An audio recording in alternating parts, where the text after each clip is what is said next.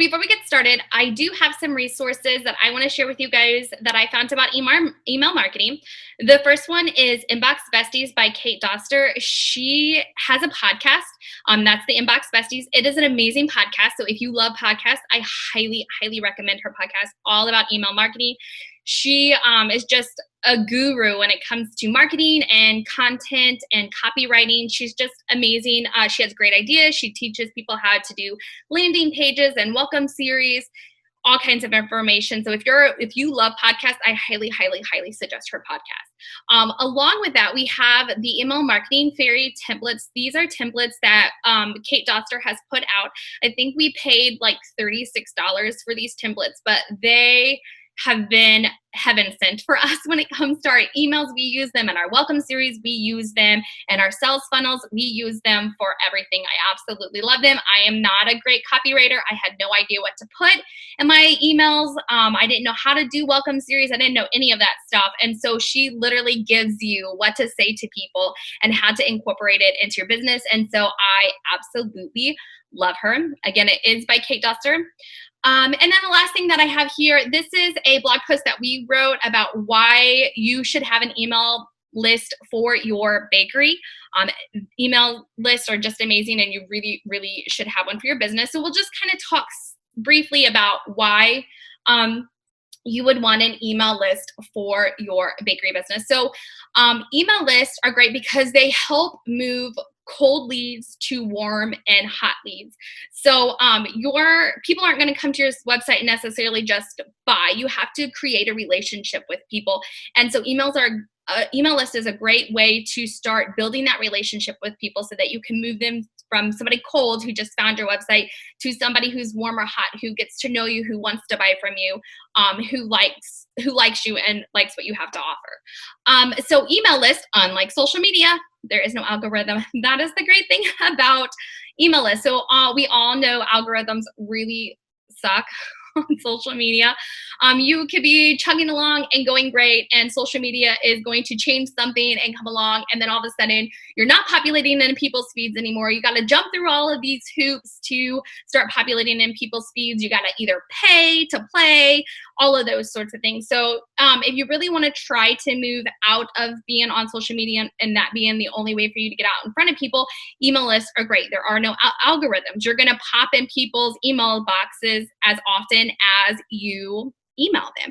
And really it comes down to getting them then to open the emails through your headlines and what you talk about and what you share with them. And honestly, email lists are just a great asset to your bakery business.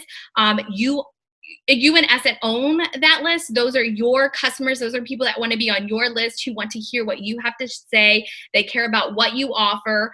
So those are your people, and they're great to have for your business. So let's talk about 3 ways to grow your email list. The first way that we grow our email list is we ask and collect the emails through our point of sale system. If you don't have a point of sale system for your bakery, even if you think, well, I just have a home bakery, what does it matter?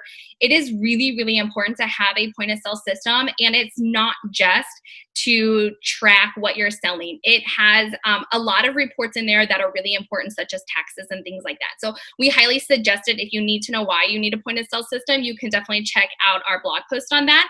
We use Square. We like Square. We like how easy it is. And honestly, we like the fact that it's free to start up with Square. So we do suggest that. There is an option to collect emails at the point of sale. So when we go to events and when we go to farmers markets and things like that, we can instantly ask people if they'd like to hop on our email list during the point of sale. So that's great. We also have a pop-up on our website, and then we share links for our opt-in and our lead magnets on our social media, on all of our social media, so that people can check out and connect with us. The last way to grow your email list is to have these lead magnets and these opt-in offers. And that's really what All right, so the most important takeaways when it comes to creating your freebie is niche down, niche down, niche down, be as specific as possible. Number 2, include your geographical area, use it in the title, use it in the link, use it in the image, use it in descriptions, because that's gonna let Google, Pinterest, everybody know like, hey, here's exactly what that person's looking for. When we go to look for things, we're going to be best event places in St. Louis, Missouri. Like, we're looking for something that's near us, and those are the people that are going to be coming to your bakery as what is near you, not what's 6 states away. And then think about how you can serve your audience with your product, with your freebie, because this is a give and take relationship. We are giving them something for free, but in exchange, we would like them to join our email list. So that's what we're doing when we think about our freebies and when we're creating these offers. All right, so we were actually in some Facebooks the other day talking to people and asking them just some information like what they think about email for their bakery. And we had this gal ask us this question here. And so what she said is, do I need to ask permission to send out emails? She's collected emails to send invoices, and she wants to know if it would be rude to just automatically include these people on her email list. I want to start by saying that we are not lawyers, and this is not legal advice. If you have more questions, you would need to consult with a lawyer. But in short answer, yes, you have to ask permission. There are new laws that are going into effect across the globe. The United States is not as strict, but I know that some of the European countries have started implementing stricter guidelines, and I know that California has started implementing strict guidelines on putting people on your email list. People have to opt in, and they have to say yes, that they want to be on your email list and they want to receive your emails. So the best practice, and again, this is our opinion, we are not lawyers, is to ask people at the time of service, or when you're delivering your invoice or product, or if you're speaking to them. So in this gal's case, we would suggest that if she has already delivered the product, already delivered the invoice, she would want to email her customers and just ask them, hey, just so you know, we do have a monthly newsletter, and on our newsletter, we include this every month. Would you like to opt in? Here's that information.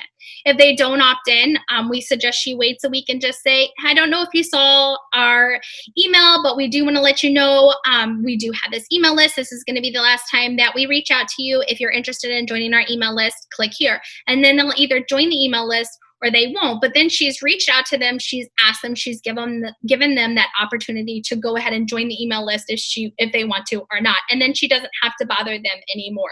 So if you have a bunch of emails and you don't want to just put them on your list because that is considered rude, you definitely could do it this way. Just email them all and let them know you have a newsletter, and then invite them to opt in if they'd like.